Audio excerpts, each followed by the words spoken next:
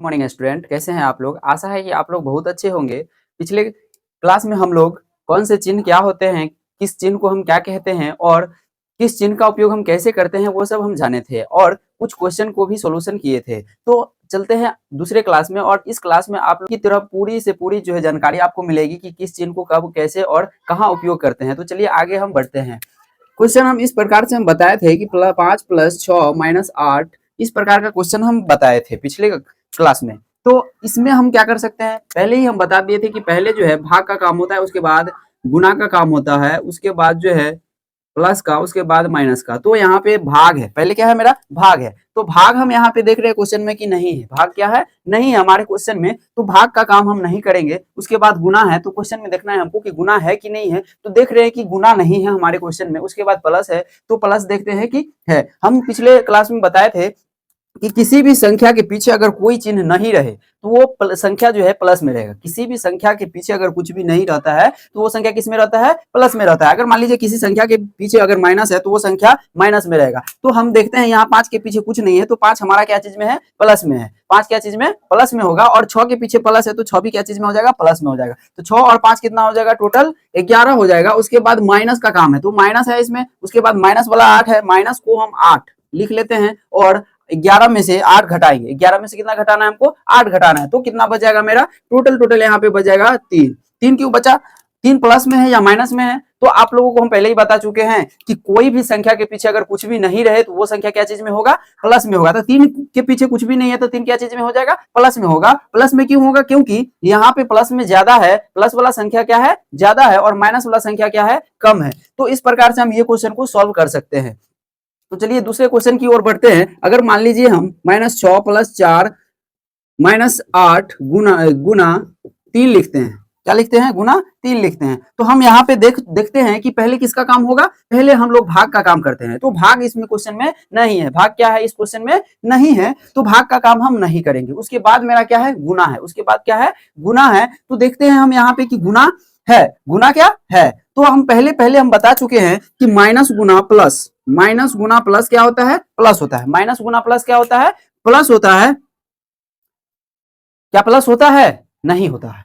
हम बताए थे कि माइनस गुना प्लस माइनस होता है। माइनस गुना माइनस, माइनस गुना प्लस क्या होता है, माइनस होता है। माइनस गुना प्लस क्या होता है, माइनस होता है। तो यहाँ पे हम पहले माइनस और गुना प्लस में करेंगे। माइनस और किसको गुना करेंगे, प्लस को गुना करेंगे। तो माइनस गुना प्लस क्या होता है, प्लस होता है। तो प्लस हमको लिखना नहीं है, 8 में 3 से गुना कर देना है। तो 8 में 3 से गुना करेंगे तो कितना हो जाएगा, 8 त्रिक 24 हो जाएगा। उसके बाद का क्या है, गुना के बाद प्लस है, तो प्लस वाला का काम करेंगे। तो प्लस में सिर्फ मेरा क्या है, 4 है। प्लस में क्या है मेरा, सिर्फ 4 है। तो 4 को देखते हैं। तो 24 + 4, उसके बाद क्या है, माइनस है। तो माइनस वाला का काम करेंगे। माइनस में कौन कौन सा संख्या है, सिर्फ 6 है, सिर्फ 6 है। तो हम बढ़ते हैं आगे। माइनस में सिर्फ 6 है, तो आगे बढ़ेंगे तो क्या हो जाएगा, इसमें देखेंगे प्लस वाला संख्या कौन सा है, 24 है और 4 है। 24 4 कितना हो जाएगा, 28 हो जाता है। 24 और 4 कितना हो जाएगा, 28 और -6। तो 28 में से 6 घटाना है हमको, 28 में से 6 घटाना है। तो कितना बचेगा मेरा, टोटल 22। टोटल कितना बचेगा, 22 बचेगा। यहां तक आप लोगों को समझने में कोई दिक्कत नहीं होनी चाहिए और आगे भी हम होने नहीं देंगे। तीसरा क्वेश्चन की ओर बढ़ते हैं। तो हम यहाँ पे देखते हैं 5/10 है, 5/10 है। इसमें हमको क्या कैसे बनाएंगे, इसको आप लोग डायरेक्ट बना दीजिएगा, 5 दूना 10। लेकिन ये नियम नहीं है बनाने का। भाग बनाने का नियम मेरा होता है कि भाग से पहले हम उसको गुना में चेंज करें। भाग से उसको हम पहले क्या चीज में चेंज करें, गुना में चेंज करें। तो गुना में चेंज करने के लिए हम जानते हैं कि सभी संख्या के नीचे 1 होता है। सभी संख्या के नीचे कितना होता है, 1 होता है। और 10 के नीचे भी 1 है और 5 के नीचे भी 1 है। तो भाग से गुना में लाने के लिए हम क्या करते हैं कि बाद वाले संख्या को पलट देते हैं। बाद वाले संख्या को क्या करते हैं, पलट देते हैं। तो यहाँ पे क्या हो जाएगा, 5 गुना 1/10 पलट गए, 1 ऊपर चला गया, 10 नीचे आ गया। तो यहाँ पे हम देख लिए कि बाद वाला संख्या क्या हो गया, पलट गया और गुना में चेंज हो गया। तो 5 से अगर 10 को काटते हैं तो 5 दूना 10, कितना बच जाएगा, 1/2 बच जाएगा। मेरा कितना बचेगा, 1/2 बचेगा। आप लोगों को यहां तक कोई दिक्कत नहीं होनी चाहिए और आगे भी हम होने नहीं देंगे। चलिए आगे के क्वेश्चन देखते हैं।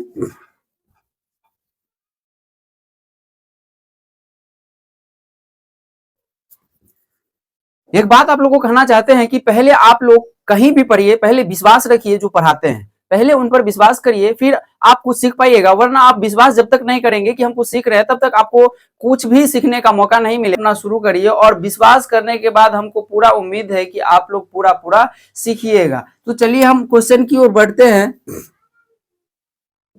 5/6 गुना -3 + 4, ये क्वेश्चन है मेरा। ये मेरा क्या है?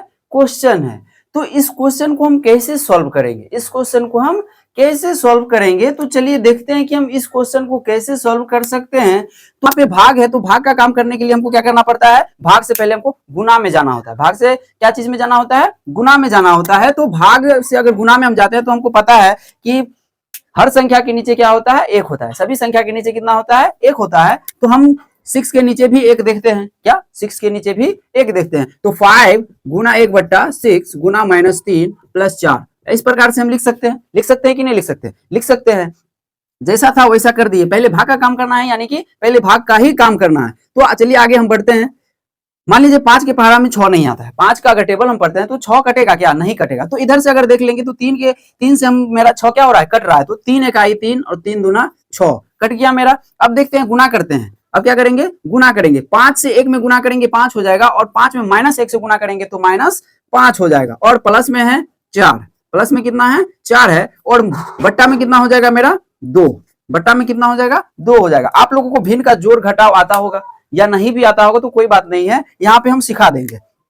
बट्टा में 1 है, इसकी बट्टा में भी क्या है? 1 है। तो हम 2 और 1 का एलसीएम करेंगे। 2 और 1 का एलसीएम करेंगे तो क्या हो जाएगा मेरा? 2 इकाई 2 और 1, 2 इकाई 2 1, यानी कि एलसीएम मेरा कितना हो गया? 2 हो गया। एलसीएम कितना आ गया? 2 आ गया। अगर 2 में 2 से भाग देंगे तो 1 आएगा। 2 में 2 से भाग देंगे तो क्या होगा? 1 होगा। और 1 में 5 से गुना करेंगे -5 से, तो कितना हो जाएगा? -5 ही रह जाएगा। अब 1 से 2 में भाग देंगे तो क्या हो जाएगा मेरा? भागफल कितना आएगा? 2 आएगा। और जो भागफल आएगा उसको ऊपर वाले संख्या से गुना कर देंगे। ऊपर वाला संख्या से क्या करेंगे? हम गुना कर देंगे। तो 2 और 4 में गुना करेंगे कितना? 2 दूना 2, सॉरी 4 दूना 8। 4 दूना कितना हो जाएगा? 8 हो जाएगा। अब देखते हैं यहाँ पे कि हमको घटाना है या जोड़ना है।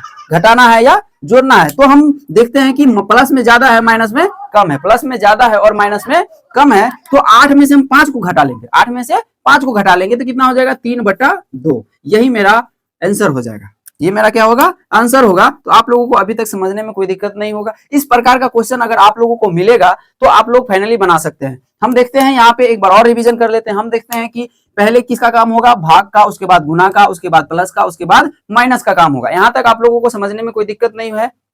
तो चलिए आगे बढ़ते हैं। इस प्रकार से हम बना सकते हैं। हम ये भी फॉर्मूला लिखा दिए थे कि प्लस गुना प्लस क्या होता है? प्लस होता है। माइनस गुना प्लस क्या होता है? माइनस होता है। और प्लस गुना माइनस क्या होता है? माइनस होता है। माइनस गुना माइनस क्या होता है? प्लस होता है। ये आपको फॉर्मूला याद होनी चाहिए, तभी आप कोई भी क्वेश्चन बना सकते हैं सही से। तो ये फॉर्मूला को आप लोग जल्द से जल्द अपने जहन में उतार लीजिएगा, ताकि आप लोगों को क्वेश्चन बनाने में कोई दिक्कत नहीं हो। चलिए आगे की ओर बढ़ते हैं। ये आपको ये भी याद रखना होगा, ये भी याद रखना होगा, ताकि आपको क्वेश्चन बनाने में कोई भी कठिनाई नहीं होगी। अगर इसमें भी अगर कोई दिक्कत होती है तो आप लोग कमेंट में कहिए कि सर हमको दिक्कत है, तो हम एक क्लास और बना देंगे प्रॉपर इसके लिए। प्रॉपर इस क्वेश्चन सब के लिए आप लोगों को एक क्लास और बना देंगे। ठीक है, कोई दिक्कत नहीं होनी चाहिए। तो चलिए आगे की ओर हम बढ़ते हैं। कुछ होमवर्क लिखा देते हैं, आप लोग कर लीजिएगा,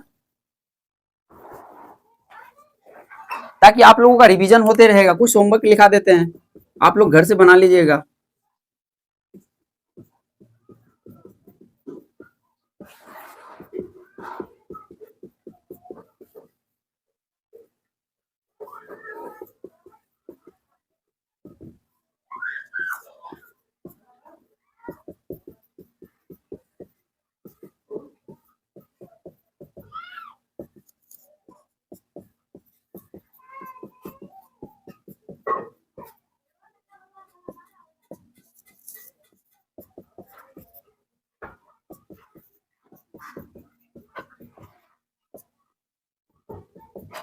तो आप लोग ये 5 क्वेश्चन आप लोग बनाइएगा। अगर कोई भी क्वेश्चन नहीं बनेगा आप लोगों से, तो ये क्वेश्चन को आप लोग कमेंट में लिख करके और हमको बोल दीजिएगा कि सर ये क्वेश्चन नहीं बना, और बता दीजिए। तो हम इसमें से कोई भी क्वेश्चन में अगर दिक्कत होती है तो बनाने में, तो आप लोग बोल के कमेंट में कह दीजिएगा कि सर ये क्वेश्चन नहीं बना, तो हम इस क्वेश्चन को दोबारा आप लोगों को बता देंगे।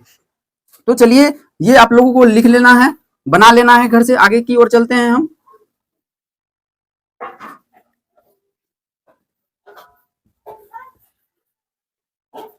हम लोग अब कोष्ट के बारे में जानेंगे। किसके बारे में जानने वाले हैं? कोष्ट के बारे में। कोष्ट, कोष्ट जो है हमारा 3 प्रकार का होता है। कोष्ट कितना प्रकार का होता है? 3 प्रकार। कोष्ट कहने का मतलब ब्रैकेट, कोष्ट कहने का मतलब ब्रैकेट। कोष्ट हमारा जो है मुख्य रूप से 3 प्रकार के होते हैं।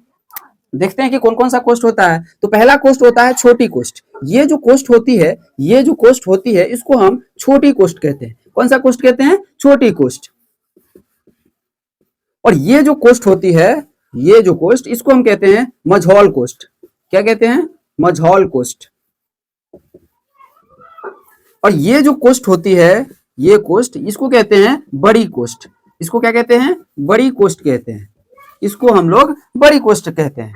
आप लोगों को ये 3 कोष्ट समझने में कोई दिक्कत नहीं है। मान लीजिए अगर कोष्टक में अगर संख्या है, तीनों कोष्टक है, तो पहले हम छोटी कोष्ट का काम करते हैं। पहले किस कोष्ट का काम करते हैं? छोटी कोष्ट का काम करते हैं। उसके बाद बड़ी कोष्ट का काम करते हैं। उसके बाद जो है उसके बाद जो है छोटी कोष्ट के बाद मझौल कोष्ट का काम करते हैं। उसके बाद जो है बड़ी कोष्ट का काम करते हैं। तो इसमें हम देखते हैं कि बारी बारी से आप लोग जो है सभी कोष्ट का काम करते हैं। तो हम यहाँ पे देख चुके हैं कि छोटी कोष्ट, मझौल कोष्ट, बड़ी कोष्ट। कोष्ट हमारा 3 प्रकार का, तीनों का हम क्या करते हैं? बारी बारी से उपयोग में लाते हैं। मान लीजिए तीनों कोष्ट है, तीनों कोष्ट क्वेश्चन में है, तो पहले हम छोटी कोष्ट का हल करेंगे, उसके बाद मझौल कोष्ट का, उसके बाद जो है बड़ी कोष्ट का हल करेंगे। तो आप लोगों को यहाँ तक समझने में कोई दिक्कत नहीं है। चलिए आगे बढ़ते हैं। कोष्ट के बारे में हम लोग जान लिए, कोष्ट के बारे में हम लोग जान लिए।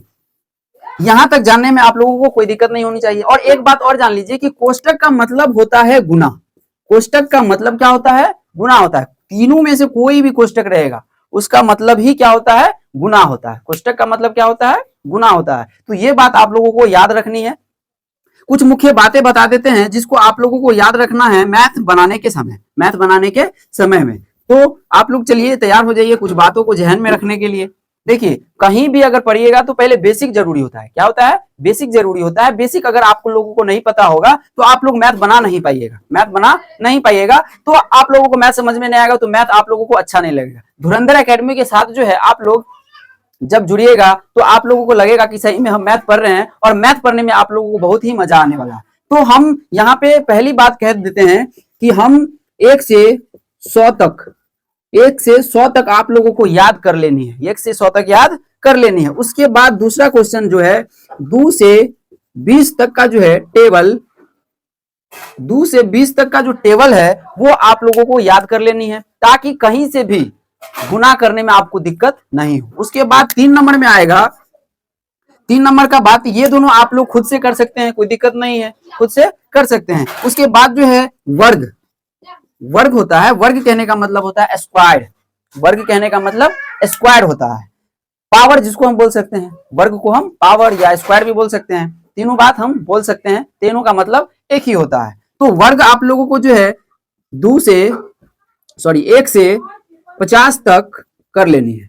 वर्ग जो है 1 से 50 तक याद कर लेना है। क्या करना है? लिख के या डायरेक्ट याद कर सकते हैं, याद कर लेना है ना। वर्ग कितना तक याद करना है? 1 से 50 तक आप लोगों को वर्ग याद कर लेना है। अगर वर्ग निकालने में आप लोगों को कोई दिक्कत होती है तो वर्ग देखिए हम लोग कैसे निकालते हैं। वर्ग जो है मुख्य रूप से हम लोग वर्ग को, अगर मान लीजिए 1 का वर्ग निकालना है, 1 का वर्ग निकालना है, 1 का स्क्वायर निकालना है, तो 1 को 1 से गुना करेंगे, 1 को 1 से गुना करेंगे, 1 निकलेगा। 2 को अगर निकालेंगे वर्ग तो क्या हो जाएगा? 2 का 2 से गुना करेंगे कितना हो जाएगा? 4। अगर 3 का निकालते हैं वर्ग तो कितना हो जाएगा? 3 गुना 3, 3 दूना 3 तिया कितना हो जाएगा? 9। इस प्रकार से आप 150 तक का वर्ग निकाल सकते हैं और खूब ही खूब याद कर सकते हैं। निकालने के लिए तो निकाल सकते हैं, लेकिन क्या होता है कि क्वेश्चन बनाने समय जल्दी से उसको सॉल्यूशन करने के लिए वर्ग याद करना बहुत जरूरी होता है। तो आप लोग से रिक्वेस्ट है कि ये 3 होमवर्क जो है आप लोग कंप्लीट कर लीजिएगा, ताकि आप लोगों को कोई दिक्कत नहीं हो क्वेश्चन बनाने में। तो चलिए आगे की ओर बढ़ते हैं हम।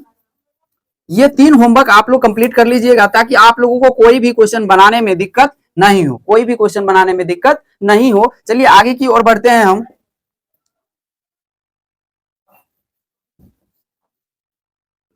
हम लोग अभी तक जोड़, घटाव, गुना, भाग ये सीख चुके हैं। जोड़ और कोष्ट के बारे में भी हम जान चुके हैं, कोष्ट के बारे में भी हम लोग जान चुके हैं, और होमवर्क भी दे दिए हैं कि 1 से 100 तक, 2 से 20 तक टेबल, और जो है आप लोगों को 1 से 50 तक का वर्ग याद करना है। ये 3 होमवर्क आप लोगों को कंप्लीट करना है। ये 3 होमवर्क कंप्लीट करने के बाद जो है तीसरा क्लास हम लोग आप लोगों को, तीसरा क्लास जो है हम लोग आप लोगों के लिए अगले दिन लाने वाले हैं। तो आज के लिए इतना ही है।